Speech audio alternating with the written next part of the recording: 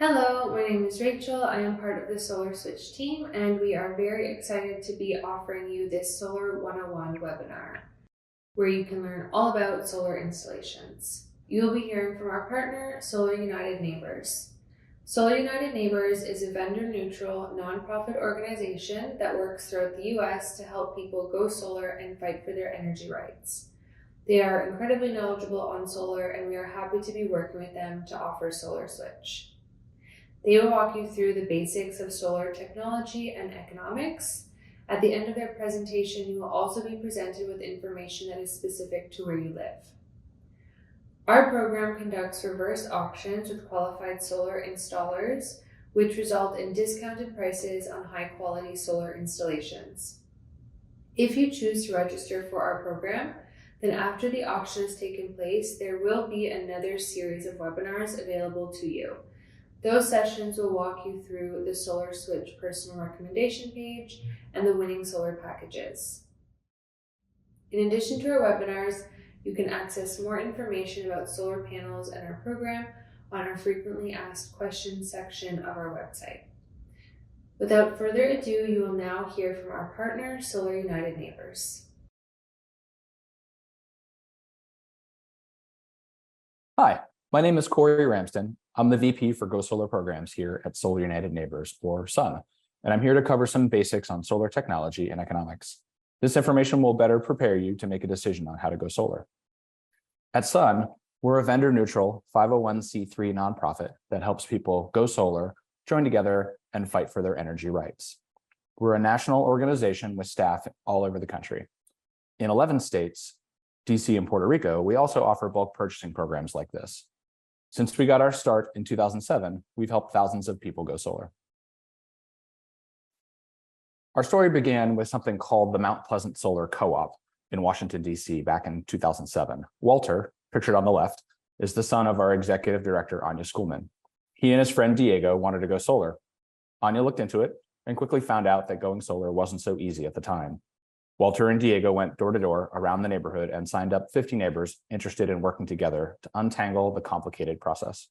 After lots of meetings and research and coordination, 45 neighbors in that first group went solar. After that, Anya started getting calls from people all over the country wanting to organize similar groups. Today, we focus on helping people go solar, joining together and fighting for their energy rights. Sometimes that means an educational webinar like this, or it could be a solar happy hour to celebrate a new batch of solar homeowners. And sometimes it means defending solar energy bill crediting policies, or working to pass a state law to prevent homeowners associations from stopping solar, or working with a city to make solar permitting easier for everyone. Before we get into the presentation, I want to take a moment to address the inequities in our current energy system. Low-income and communities of color have the highest energy burdens. On average, low-income households spend 7.2% of their income on utilities, while higher incomes spend only 2.3%. Communities of color, particularly the Black community, bear an unfair share of the cost of energy production, but receive fewer benefits. Families of color are more often harmed by higher utility bills and shutoffs. On top of that, housing discrimination is a barrier to homeownership and thus solar ownership. Rooftop solar lets communities invest locally. It creates good local jobs and it brings control of the energy system within our reach. We're working hard here toward a new energy system that everyone can participate in, one that is fair and equitable and has rooftop solar as the cornerstone.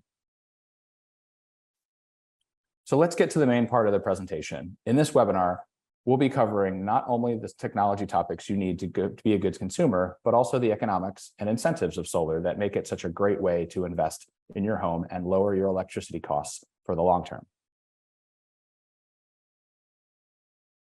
Today, we're talking about solar photovoltaic or solar PV technology.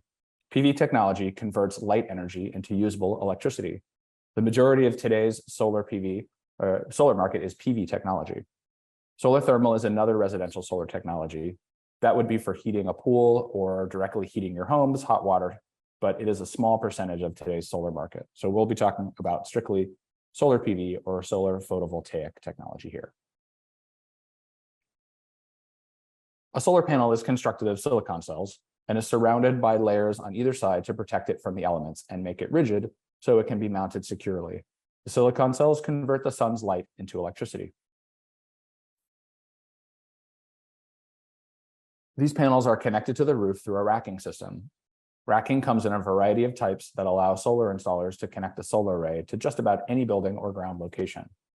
One of the most common roofing types is asphalt shingle. But for this type of roof, attachments are made to the rafters of your home through the roof and then waterproofed to prevent leaks, either through flashings, as seen in this photo.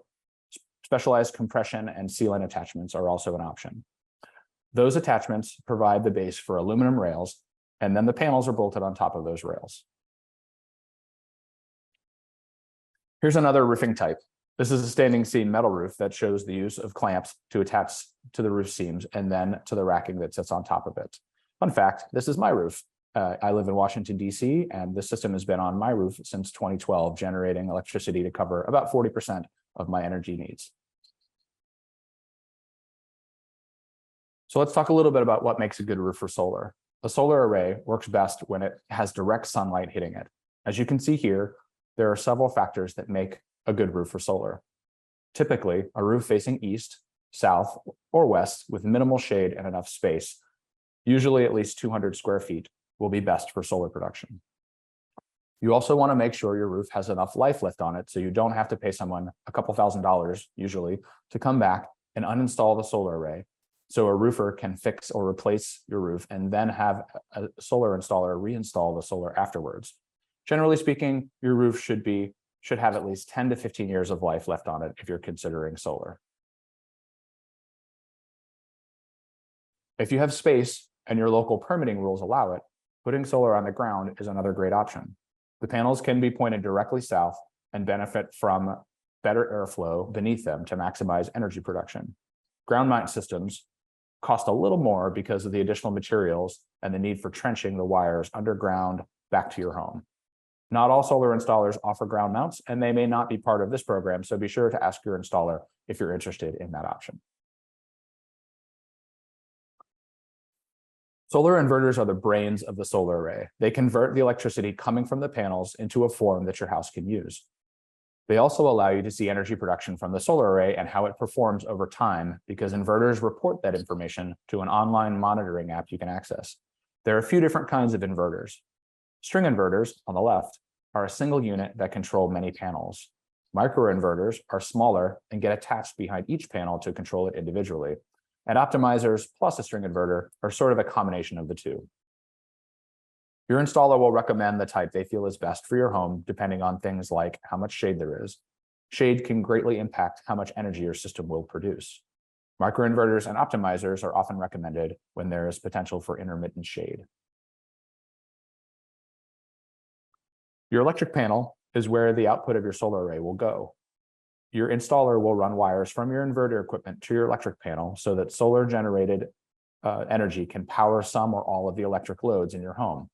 In some cases, your electric panel may need an upgrade to support solar, but this isn't common. Your installer can tell you whether you need one once they take a closer look at your home. So let's put this all together. You can see here, we put all the components together in one solar array. The panels are on the roof, the wiring comes down into your inverter, then the wiring goes into your main electric panel. From there, it powers loads in your home, and when you are making more than you need, that energy goes back out onto the grid to power other things nearby in your area. We'll discuss more about excess electricity production later in the webinar. Let's make sure we're on the same page with some terms we'll be using. First, a kilowatt is a measure of power capacity. That's the output rating of your solar panels and the solar array as a whole. A kilowatt hour, on the other hand, is energy and is what your array will produce over time. This is also what you pay for on your utility bill. Average systems can range from 6 or 7 kilowatts, but sometimes might be as small as 3 or as big as 15 kilowatts or more. How big your system is will depend on several factors. 1, how much space you have for solar. 2, how much energy you use in a year. And 3, your budget. We see lots of interest in batteries in our work, so let's talk about energy storage. Without batteries included, your solar array will not produce electricity when the utility grid is out. This is because inverters are designed not to send electricity back into the grid during an outage so that repair people can safely fix the lines. If you want power when the grid is down, you need to add batteries. This lets you store electricity, and then you can disconnect from the grid in an outage and run some or all of your house on the batteries. The batteries get recharged by the solar panels. Batteries can be expensive, so you need to consider how often the power goes out and what's important to keep running when it does. In most states, adding batteries right now is more about backup power when the grid is out. Due to the high cost of batteries, they are usually not going to make you money. That's starting to change in some places, though, where battery owners can get paid to help out the grid, but this is still relatively new. Here's a more concrete example of the kind of things you can run when the power is out if you have a battery. Depending on how much battery storage you can afford, you may have to choose how much you want to run on batteries during an outage. This family chose only to run some of their loads, with the solar array recharging their batteries. As you can see, some appliances like a dryer or an electric stove require more power and energy to run, so they chose not to include those. Okay, so let's switch gears a bit here and talk about solar crediting. What happens when you are producing more solar energy than you can use in your home at a given moment? The answer is those electrons flow back out onto the grid to power nearby electrical loads in your neighbor's home or maybe even the business down the street. Once those electrons leave your house and pass through your electric meter, you can get a credit for producing that electricity. This credit usually shows up on your electricity bill. How much of a credit depends on where you are and the rules in your area. Those rules can vary by state or even by utility. In some places, the credit value is the same for every kilowatt hour you send to the grid as the cost to you to buy that kilowatt hour. This is called full energy net metering. In other places, the credit value is less and can even fluctuate based on the time of day or the time of year. You can check with our team about the rules in your area, and you can also ask your installer. We'll also go over more specifics on the rules in your area later in the webinar. In the last part of this section, let's cover some common questions from people considering solar. First, warranties. Your solar array has several kinds of warranties. First, the panels and inverters both come with product warranties from the manufacturer. This covers product defects. They can range from 10 to 25 years depending on the product, and for the inverters, you can usually pay a little extra to extend the warranty period. The panels also come with a production warranty. This warranty is the manufacturer's promise that the panels will continue to produce at a specific rate, which often declines very slowly over time. These warranties are usually 25 to 30 years.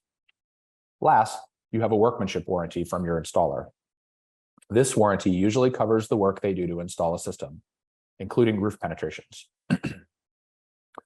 These warranties can range from 2 years all the way up to 20, depending on the installer. It's common for bulk purchase programs, with our installers in bulk purchasing programs, to offer longer warranties due to the competitive bidding process.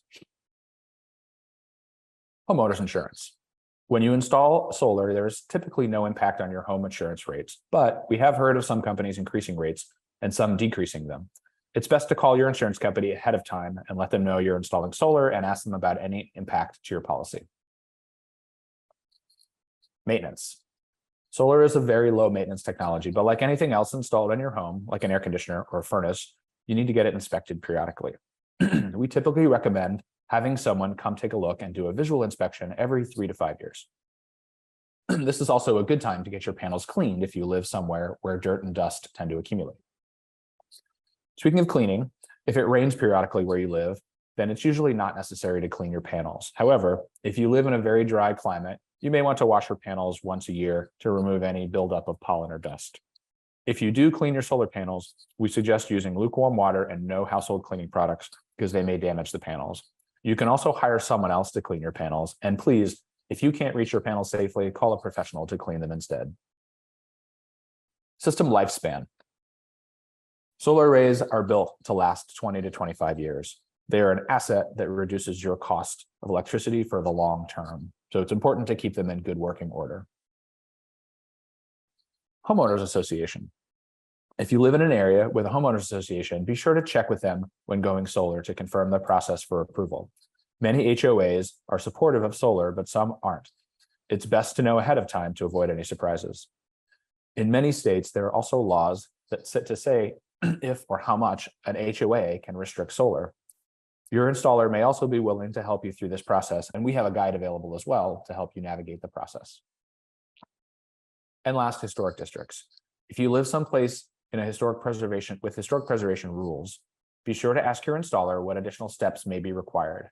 Historic districts sometimes restrict whether your panels can be visible from street level. This may require the installer to make different design decisions to accommodate the rules, and there may be additional approval steps to get the permit. Moving on to solar economics. That covers all the tech topics we want to share, so let's switch now and talking about the economics of solar.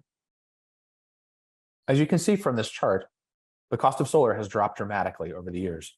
Gone are the days of solar being a boutique investment for the well-off.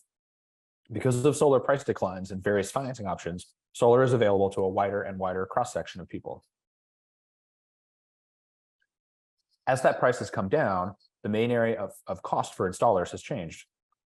The main takeaway from this graphic here is that the biggest cost to installers these days are soft costs, or in other words, everything but the equipment and materials. That includes the cost of finding new customers like you. This is one of the reasons that bulk purchasing programs like this work. They reduce the cost to installers to find customers, and you share that savings with them. One of the main drivers of the economics of solar is the federal tax credit. Available all over the country, and thanks to the Inflation Reduction Act of 2022, it's set at 30% of the system cost until 2032. This is a non-refundable credit, which means that it is directly reducing your tax liability. If there's any credit left over in 1 year, you can roll it over and take the rest of it in future years until it's used up. If you own your home, this credit is likely available to you. As always, with any tax issue, please consult your tax professional to make sure you understand whether this credit is applicable to your circumstances. To pay for solar, most people need some sort of financing. There are a lot of options available today. Loans are available through your installer, and you can also source those funds directly from your local bank or credit union, or even a home equity line of credit. In some states, third-party ownership is also available. In this arrangement, someone else owns the solar array and maintains it, and you just pay them monthly for either the use of the array, which is a lease, or for each kilowatt hour the array generates, which is called a power purchase agreement, or PPA. Thanks for listening.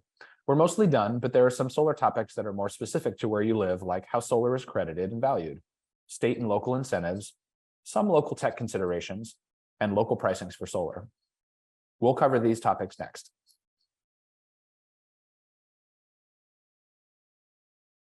Hello, my name is Bobby King. I'm the Minnesota State Director for Solar United Neighbors. I live in South Minneapolis, and I will be going through solar incentives and financing in Minnesota. So want to review net metering first. It's an important concept to understand. Minnesota was the first state to adopt net metering, and here's basically how that works. So you got your panels on your roof producing your DC power, goes to your inverter, number 2 there, converts it into AC power. Then it goes to your electrical panel, number 3 there, and you're going to use whatever power you're producing that you need. Run your lights, run your fridge, run your microwave, Wi-Fi.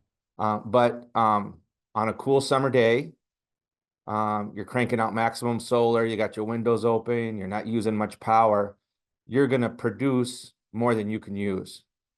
And so when that happens, that power that you produced on your roof is going to flow through your electrical meter, go onto the grid, and because electricity wants to be used, it's going to go to the closest load, which is going to be your neighbor, and they're going to use the clean, renewable, local solar power you produced.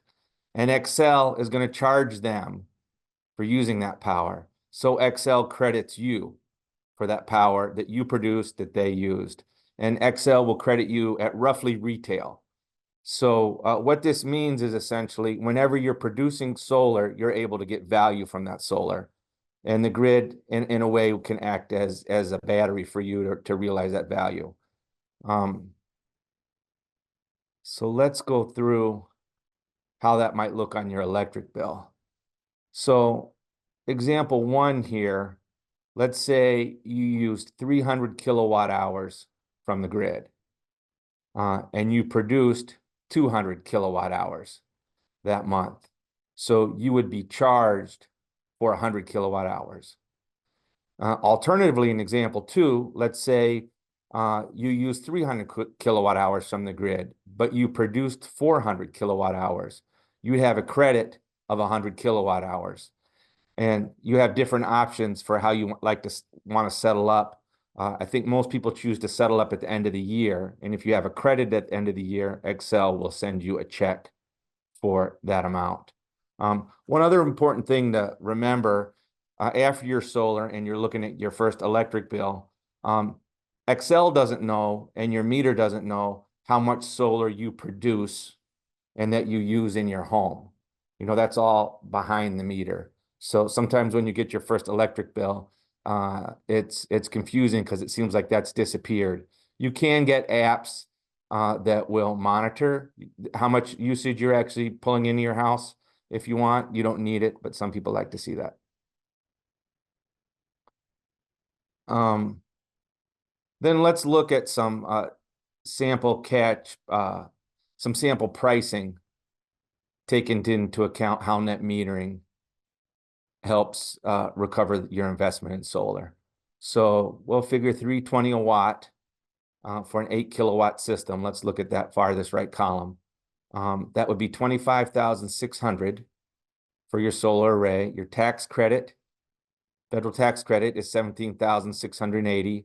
And remember, that's a credit against taxes owed. So you'll have to give that installer that money, and you can recover it at your income tax time as long as your tax burden's large enough. But you can roll it over to multiple years. So assuming that federal income tax credit is, you can get your value from that. Your net cost there is $17,920. Estimated first year of electric savings we've got here is $1,293. And estimated 10-year of savings, $13,829. And then over the life of the system, 28,813, or I should say 25 years of this system. System will very likely last longer than 25 years. We use 25 because that's the warranty period. So the net profit in that 25-year period is 20,893. And so that's important. Net metering makes those numbers possible, because if you were putting electricity back on the grid and not getting compensated for it, you'd be losing a lot of value. So that's an important state policy we have that makes solar work in our state. It looks like, you know, you see your estimated 10-year savings here is 13,829. Net cost was 17,920.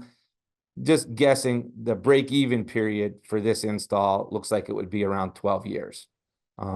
That's something people are interested in tracking, and that's pretty typical for Minnesota, is to see between an 8 to 12 year payback period, unless you can tap into some incentives that we'll go through in just a bit. Here's an example of looking at financing, you know, how the numbers play out if you get financing. So this slide's a little old. I see we've got a 4% interest rate, which is be a good rate if you could get it now. But again, take the 8 kilowatt. You'll look at your monthly loan payment for the 15-year loan would be $133. Your electric savings at 108. So your net monthly payment is 25. And then over the course of the 25 years, you'll still come out ahead. But of course, you know, interest rates will have eaten up some of the money you would have made if you were able to pay cash.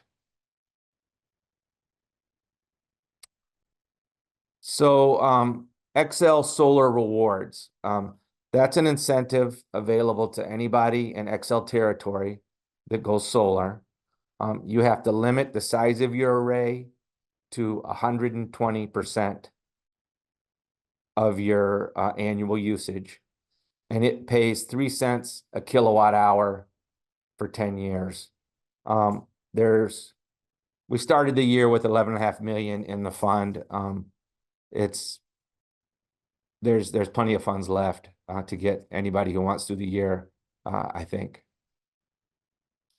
So the important thing to remember about this incentive is if you have a really large, great roof you might want to forego this incentive and put up a system that's producing 200% of your electricity or 180% of your electricity, because the value of net metering to the additional solar that you produce might create a better payback period for you. Or some people just want to produce as much renewable power as the roof allows them, and they're willing to forego the incentive. That's something to let your installer know. Kind of what are you looking for? Are you looking for the quickest payback period? Are you looking for the maximum amount of solar you can produce? Because that might shape the proposal that you get. Then, yeah, let's look at how the Xcel Energy Solar Rewards program plays out with the system. So in this example, we have a 5 kilowatt system. The first year of solar rewards is $2,790. That's 3 cents a kilowatt hour for all the solar produced. Xcel Energy will put up a separate meter at your house if you do the solar rewards to track that production. And then over the 10 years, you'll be paid out $2,790. So that incentive will knock your break-even number down a year or two. And you could see it's mailed out as a check to you at the end of the year, that amount. So there's a separate solar rewards incentive called the income qualified solar rewards. And this is for homeowners that are income qualified. They can get an incentive of $275 a watt upfront. So you'll see if solar runs, between, $290 to $320 a watt, that's a substantial percentage of your upfront cost. So this is a fantastic incentive, and it does make solar available to people with limited incomes. So to qualify for this incentive, you need to be receiving energy assistance, medical assistance, WIC or SNAP, be a community land trust homeowner or a Habitat for Humanity homeowner, and you'll need some documentation that you're in one of those categories. If you are, you get the $275 a watt upfront. You also have to limit the size of your array to 100% of usage, as determined by this calculator called PV Watts. And you can't calculate shading into determining that 120%. So sometimes that does result in a smaller system than you'd like, but you'll just need to do that to get this incentive. There's a separate incentive for Minneapolis residents called the Green Cost Share Program. So it pays a certain amount per kilowatt hour of your first year of production. So for anyone in the group buy living in Minneapolis, it would be 20 cents a kilowatt hour for the estimated first year of production. That equals about 25 cents a watt in most cases. If you live in a green zone, Minneapolis green zone, I'll describe those on the next slide, you get about 45 cents a watt upfront. And if you qualify for the income qualified solar rewards, Xcel Solar Rewards, you get 40 cents for the estimated first year of annual production. That equals about 50 cents a watt upfront. That's a limited pot of money that Sun has to distribute to people in this group buy. And here's the green zones. These are areas of the city that the city has determined are disproportionately people of color living in them and disproportionately harmed by the impacts of pollution. So the city's devoted some extra resources into trying to adjust for that inequity. And if you want to scan this QR code, you can type your address into a map the city has to find out if you live in one of those green zones. So let's just look at so here's some examples of what the Minneapolis Green Cost Share can pay. This is for a 5 kilowatt system, and it dropped down to that bottom row just before the net costs. Like for a 5 kilowatt system, it would be about, for the base rate, If you're not in the green zone, if you're not income qualified, you get about 1,250. If you're in the green zone for that 5 kilowatt system, the payment would be about 2,187. And if you're income qualified, you get about 2,500. So this is a pool of money that Sun applies to the city for. Then Sun distributes the money to folks in the green in the group buy, and then we get reimbursed. So that'll come through Sun, and then we get reimbursed by the city. So let's look at an example of an income qualified homeowner. So that's a homeowner that qualified for one of the Excel Solar Reward categories: medical assistance, energy assistance, WIC, SNAP, EBT, community land trust homeowner, or a habitat homeowner. So you fell into one of these categories. Here's an example of your upfront costs. So this is a 5 kilowatt system. We're estimated 314 a watt here. Your income qualified solar rewards, 275 a watt, will come out to 13,750. That's an upfront payment. Minneapolis Solar Green cost share would come out to 2,500. So the upfront cost of a homeowner in Minneapolis would be zero. And through the group buy, we've arranged for those incentives to go directly to the installer. So there would be no out-of-pocket cost for someone in that case. Outside of Minneapolis, you'd have a payment of 1,950. So this is a very substantial incentive that, if you can qualify for, will make solar available to a lot more people that with lower incomes. Then let's look at some lending options. Some installers will offer loans, and you could look at what they offer. Or of course you can find financing on your own. A home equity line of credit used to be pretty popular, or rolling it into a refinance, but with interest rates up, that's less common.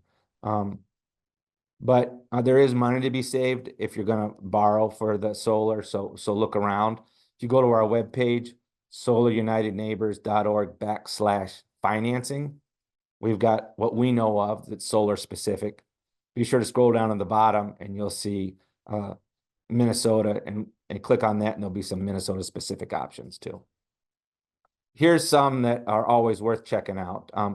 The lending center at the Center for Energy and the Environment, that's a local nonprofit that makes loans for home improvements, for energy efficiency, and for solar. The CU Green Solar Loan is a program through Affinity Plus Credit Union and Highway Credit Union. They've got a pretty competitive product. And then Members Cooperative Credit Union has a competitive product. That's actually up in Duluth though, so that's more for folks that are working with us in Duluth. Yeah, and here's more information about Center for Energy and the Environment and their solar financing. They're a nonprofit, has a very competitive product. If you are looking for financing, I recommend starting there and see what they can do for you, and then see if you can beat it.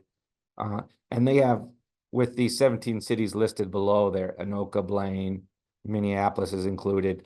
They have some special loan products, including with the city of Minneapolis. There's even a 0% loan in some cases, and it's coupled with a potential grant you could get. So go to their website up there, www.mcee.org/solar, and do a little digging into what they can do for you if you need financing. Then what if you're like me? I'm in South Minneapolis. I got a very shady home. Solar's just not going to work.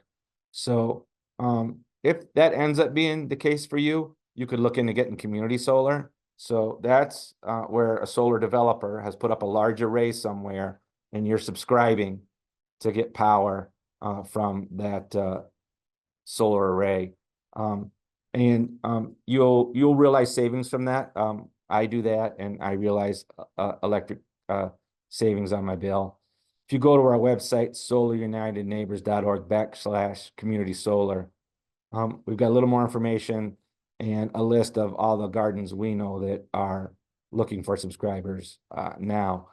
You can couple community solar with rooftop solar, but the combination of the power you produce through your rooftop and through your community solar can't be more than 120% of your usage to do community solar.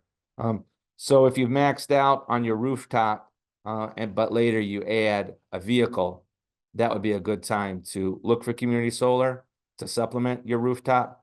Or if because of the size of your rooftop's only generating 50, 60, 70% of your power usage, you could complement that with community solar. So we'd invite you to stay engaged with Solar United Neighbors. You want to go to this our website and with /join there, sign up. We'll send you emails, keep you updated, give you opportunities to take action on policy that makes more solar possible. Welcome you to do that.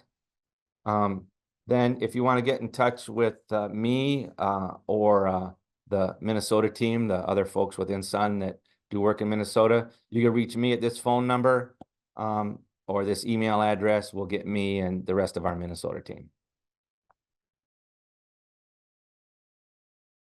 All right, this brings us near to the end of our webinar. Just a few final comments.